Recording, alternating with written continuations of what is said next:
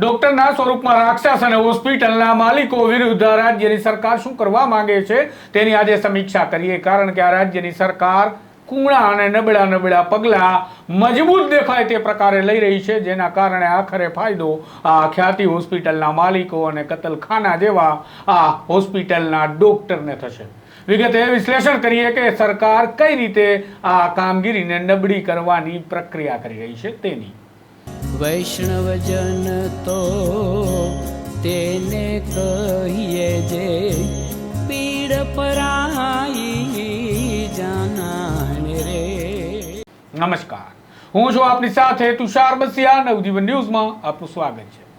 અમદાવાદની કહેવાતી ખ્યાતનામ ખ્યાતિ હોસ્પિટલ હવે કતલખાના જેવી હતી તેની લોકોને ખબર પડી છે, કારણ કે 2 લોકોના જીવ ગયા છે, જેની છાતી ડોક્ટરે ચીરી નાખી હતી બિનજરૂરી રીતે, કારણ કે આ ડોક્ટરોને અને આ હોસ્પિટલના માલિકોને રસ હતો માલ એટલે કે પૈસા બનાવવામાં।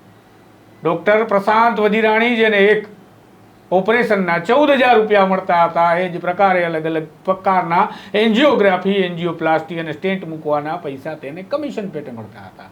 અને આ હોસ્પિટલના માલિકો જે ભેજાબાજ હતા તે મફતમાં કેમ્પના આયોજન કરે, ત્યાંથી દર્દી એટલે કે મુર્ગા ફસાવે અને લક્ઝરીમાં બેસાડી અહીંયા લાવે, જાણે આ લોકો સેવાભાવી સંસ્થા ખોલીને બેઠા હોય। બાદમાં PMJAYના મળતા લાભો અને તેની રકમ આ હોસ્પિટલ ઓળવી જાય અને દર્દીને બિનજરૂરી રીતે સારવાર કરવાના નામે છાતી ચીરી નાખે।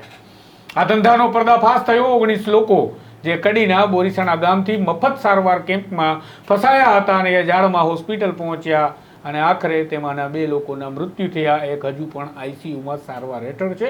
અન્ય લોકોની પણ તપાસ આ રાજ્યની સરકારે કરાવી હતી, પરંતુ હવે રાજ્યની સરકાર નબળી કામગીરી કેવી કરે છે? તો નબળી કામગીરી એવી કરે છે કે આ તપાસમાં વસ્ત્રાપુર પોલીસને શું ખબર પડે, અથવા તો વસ્ત્રાપુર પોલીસ આટલી બધી મેડિકલ કોમ્પ્લિકેટેડ વસ્તુને સમજી કઈ રીતે શકે?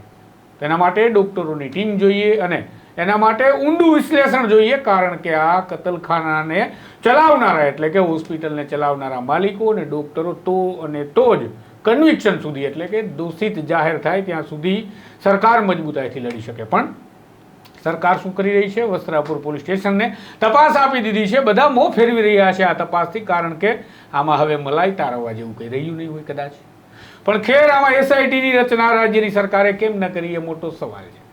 આમ તો સામાન્ય બાબતોમાં પણ SITની રચના કરતા હોઈએ છીએ અને સામાન્ય બાબતોમાં પણ અમદાવાદ ક્રાઇમ બ્રાન્ચને તપાસો સોંપી દેવાતી હોય છે, પરંતુ આ કોમ્પ્લિકેટેડ મામલામાં SITની રચના કેમ ન કરવામાં આવી?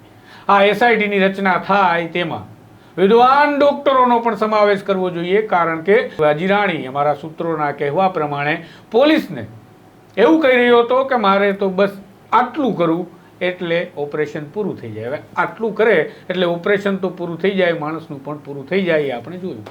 પરંતુ આ મામલાને પોલીસ સમજી કઈ રીતે શકે? કારણ કે આ મેડિકલના ડોક્યુમેન્ટ્સ અને રિપોર્ટ્સ અને તેની CDO જે બધું છે એ બધું કોમ્પ્લિકેટેડ છે અને વજીરાણીની પૂછપરછમાં પોલીસને ખબર કંઈ પડતી નથી એવું પણ અમને લાગે છે। આ મામલે રાજ્ય સરકારે એક કમિટી બનાવી હતી, જે પ્રાથમિક તપાસ કરી અને જતી રહી અને તેમણે કહ્યું કે CDના રિપોર્ટમાં અને વાસ્તવિક રિપોર્ટમાં ડિફરન્સ છે અને એ ડિફરન્સ બતાવી અને આ લોકો કતલખાનું ચલાવી રહ્યા હતા, સર્જરીઓ કરી નાખતા હતા। પરંતુ વાત કરીએ હવે પોલીસ સ્ટેશનમાં નોંધાયેલી ફરિયાદની, તો આ મામલે કુલ 3 FIR નોંધવામાં આવી છે। એક મામલામાં 3 FIR, જેમાં એક રાજ્ય સરકાર નોંધાવે છે વસ્ત્રાપુર પોલીસ સ્ટેશનમાં, જે રાજ્ય સરકારે પ્રાથમિક ડોક્ટરોની કમિટી બનાવી અને નોંધાવી છે એ ફરિયાદ છે। જ્યારે બંને મૃતકોના પરિવારજનોની 2 ફરિયાદ 0 નંબરથી કડી પોલીસ સ્ટેશનમાં નોંધાઈ છે, જેની તપાસ પણ વસ્ત્રાપુર પોલીસને કરવાની છે। તો આ 3 ફરિયાદ એક ગુનાની નોંધવામાં આવી છે। તો જે પ્રમાણે કાયદાકીય જ્ઞાન ધરાવતા લોકો કહે છે એ પ્રમાણે આ 3 ફરિયાદ એક ગુનામાં સેમ આરોપીઓ વિરુદ્ધ થઈ રહી છે। આરોપીઓ ડોક્ટર પ્રશાંત વજીરાણી, ડોક્ટર કાર્તિક પટેલ, ડોક્ટર સંજય પટોડિયા, રાજશ્રી કોઠારી અને ચિરાગ રાજપૂત, જે CEO હતો આ હોસ્પિટલનો, તેના વિરુદ્ધમાં ફરિયાદ થઈ છે। આ 5 આરોપી વિરુદ્ધ 3 ગુના દાખલ કરવામાં આવ્યા છે, જેથી રાજ્યની સરકાર બતાવવા માંગે છે કે અમે કડક કામગીરી કરી છે। પણ આખરે થશે શું? તો આ 3 ગુના ક્લબ કરવાનું પણ કોર્ટ કહી શકે। આગળ તપાસ પણ કેમ કરવી? કારણ કે આ મામલે કોઈ હાયર એજન્સીને તપાસ આપવામાં નથી આવી અને વસ્ત્રાપુર પોલીસ સ્ટેશન આની તપાસ કરી રહ્યું છે। હવે છાતીના દર્દની અને બંધ નળીઓની ખબર આ વસ્ત્રાપુર પોલીસને કેમ પડે? એ પણ વિચારવાનો સવાલ છે. એમાં પોલીસનો કોઈ દોષ છે એવું કહેવા કરતાં આ રાજ્યની સરકારે એસઆઈટીની રચના ન કરી અને કડક કાર્યવાહી બતાવવા માટે 3 ગુનાઓ દાખલ કરી લીધા. પણ થયું શું? થયું એ કે એસઆઈટી જે તપાસ કરી શકે એ ક્યારેય પોલીસ સ્ટેશન ના કરી શકે. અને આમ તો એકબીજાની તપાસો આંચકી લેવા થનગનતી એજન્સીઓ પણ આ મામલામાં પડતી નથી, કારણ કે આમાં ગરમ આવવાની સાથે જાડુ ગોદડા જેવું આવે તેવી પણ સંભાવનાઓ છે. માટે આ વિષયને કોઈ અડવા જ માંગતું નથી. ઉચ્ચ અધિકારીઓ સુદ્ધા આ મામલા પર નજર નથી રાખી રહ્યા એવું પણ અમારા સૂત્રો કહે છે. તો આ તપાસ પૂરી થાય પછી આરોપીને કન્વિક્શન સુધી પહોંચાડશે કોણ? ખેર, ત્યાં તો હું અને તમે બંને ભૂલી ગયા છો ખ્યાતિ હોસ્પિટલનો આ મામલો, કારણ કે આપણે તો દરરોજ એવા નવા મામલા જોઈએ છીએ કે આગલો મામલો પુરાઈ જાય. આપણે તો મોરબીના 135 લોકો ઝૂલતા પુલમાં મોતના ઘાટ ઉતારી દીધા એવા લોકોને પણ ભૂલી ગયા છે ને સન્માન કરનારા લોકો છીએ. ખેર, ખ્યાતિ હોસ્પિટલની આ તપાસ નબળી થઈ રહી છે. રાજ્યની સરકારે ઉચ્ચ કક્ષાના અધિકારીઓ અને ડોક્ટરોની એસઆઈટી બનાવી અને આની તપાસ કરવી હોય તો અને તો જ અમને લાગે છે કે આમાં આ લોકોને ન્યાય મળે, આ રાજ્યને ન્યાય મળે અને આ પીડિતોને ન્યાય મળે. અન્યથા આપણે સૌ જે પ્રકારે ગુણગાન ગાઈએ છીએ ગાતા રહીશું. નમસ્કાર. વૈષ્ણવજન તો તેને કહીએ જે પીડ પર